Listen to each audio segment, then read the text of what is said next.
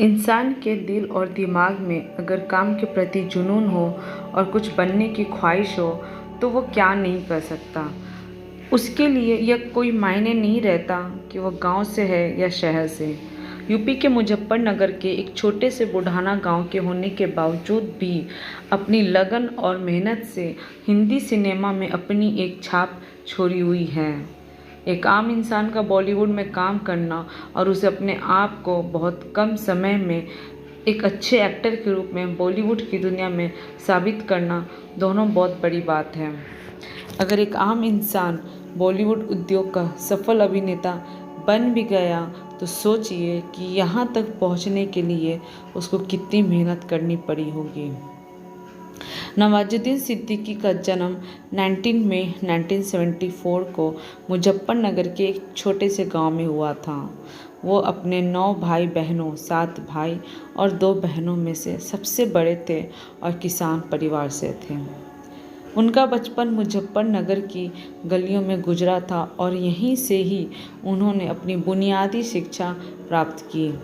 फिर आगे की पढ़ाई के लिए वो हरिद्वार गए और वहाँ से नवाजुद्दीन सिद्दीकी ने गुरुकुल कांगड़ी विश्वविद्यालय से बैचलर ऑफ साइंस में केमिस्ट्री की डिग्री प्राप्त की। अपनी स्टडी पूरी करने के बाद वो छोटी मोटी नौकरी करने लगे, लेकिन नौकरी में मन न लगने की वजह से वो कुछ ही समय में दिल्ली आ गए। नवाजुद्दीन सिद्दीकी का दिल्ली आने का मकसद केवल एक्टर बनने का था और उन्होंने साक्षी थिएटर ग्रुप को ज्वाइन किया और वहीं से एक्टिंग सीखने लगे। इसी थिएटर में नवाजुद्दीन की मुलाकात मनोज वाजपेयी और सौरभ शुक्ला से हुई। नवाजुद्दीन एक्टिंग तो सीख रहे थे, लेकिन उनके पास अभी तक आय का कोई स्रोत नहीं था, जिनकी वजह से वो दिल्ली में अपना गुजारा कर सके। इसलिए संघर्ष के दिन में वो नोएडा दिल्ली में टॉयज़ बनाती एक फैक्ट्री में सिक्योरिटी गार्ड की जॉब करने लगे और शाम को फिर साक्षी थिएटर में एक्टिंग सीखने आते थे। कुछ समय बाद नवाजुद्दीन सिद्दीकी ने national school of drama (NSD) को ज्वाइन किया और 1996 में यहाँ से पास आउट होने के बाद वो एक्टर बनने के लिए सन 2000 में मुंबई आ गए।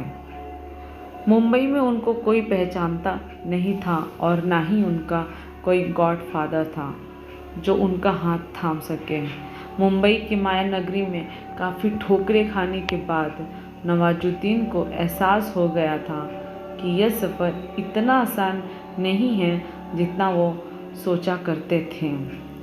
नवाजुद्दीन सिद्दीकी के दिमाग में एक्टिंग का कीड़ा बनने की एक ही धुन सवार थी, लेकिन ये सपना कैसे पूरा होगा वो उनको भी पता नहीं था।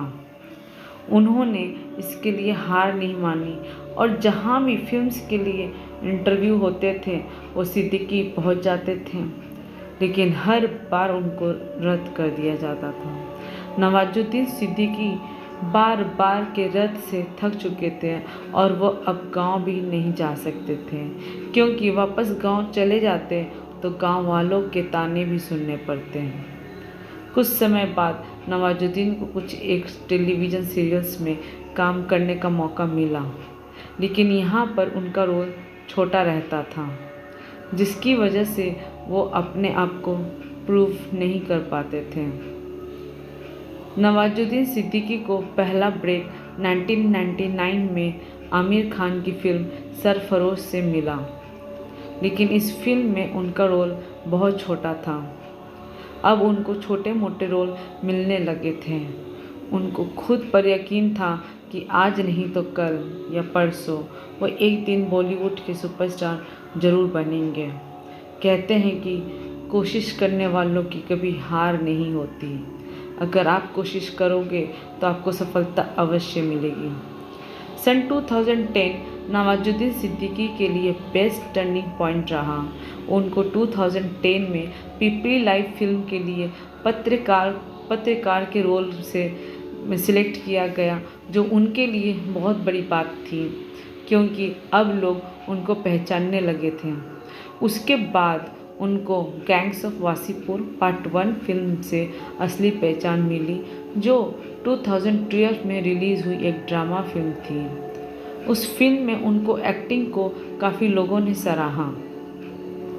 उसके बाद उन्होंने काफ़ी फिल्में की, जैसे कि the lunch box 2013, Badlapur 2015, Bajrangi भाईजान 2015, फ्रीकी अली 2016, रमन राघव 2.0 2016 में और रईस 2017 में।